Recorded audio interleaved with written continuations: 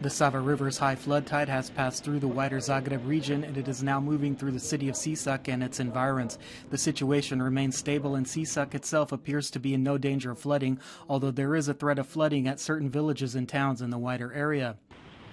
At Karlovac, the water level of the Kupa River swelled to 827 centimeters, which is the highest level recorded in the past 40 years. However, as the rains have stopped, water levels are slowly beginning to recede.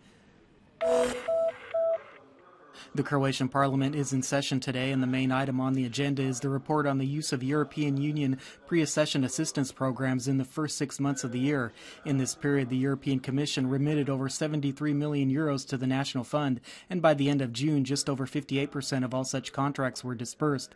Opposition MP and former Finance Minister Ivan Šuker raised the question of whether Croatia's local governments are well enough prepared for dealing with EU funds, to which Deputy Regional Development Minister Jakša Pulis replied that the government cannot be held responsible for the preparations of every single local government unit.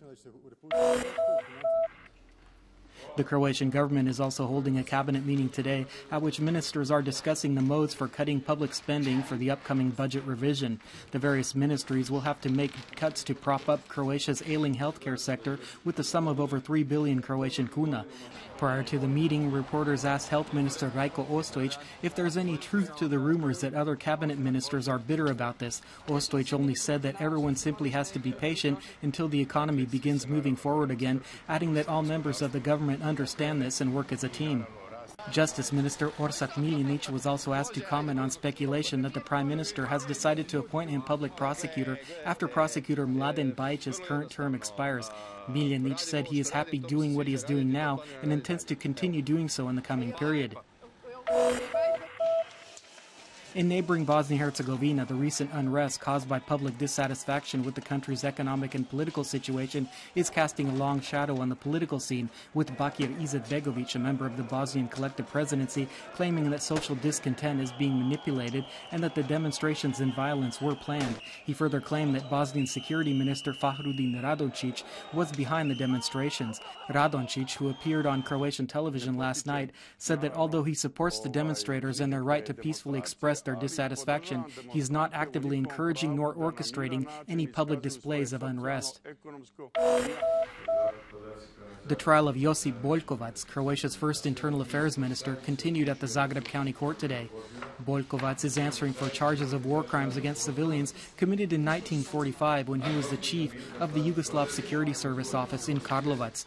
Today, 2 former security service officers, both aged 85, testified, saying that they have no knowledge of the execution of civilians in the Duga Resa area.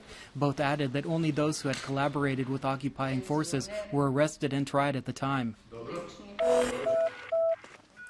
In sports, at the Winter Olympics in Sochi, Russia, Croatian skiers Ivica Kostelić and Natko Zrnčić-Dim are competing in the super combined race today. Both skiers performed quite well in yesterday's last training run, with Kostelić placing 6th and Zrnčić-Dim placing 15th. In men's tennis, Croatia's top player Marin Cilic defeated Jo-Wilfried Tsonga of France in the second round of the ATP tournament in Rotterdam, 6-4, 6-4.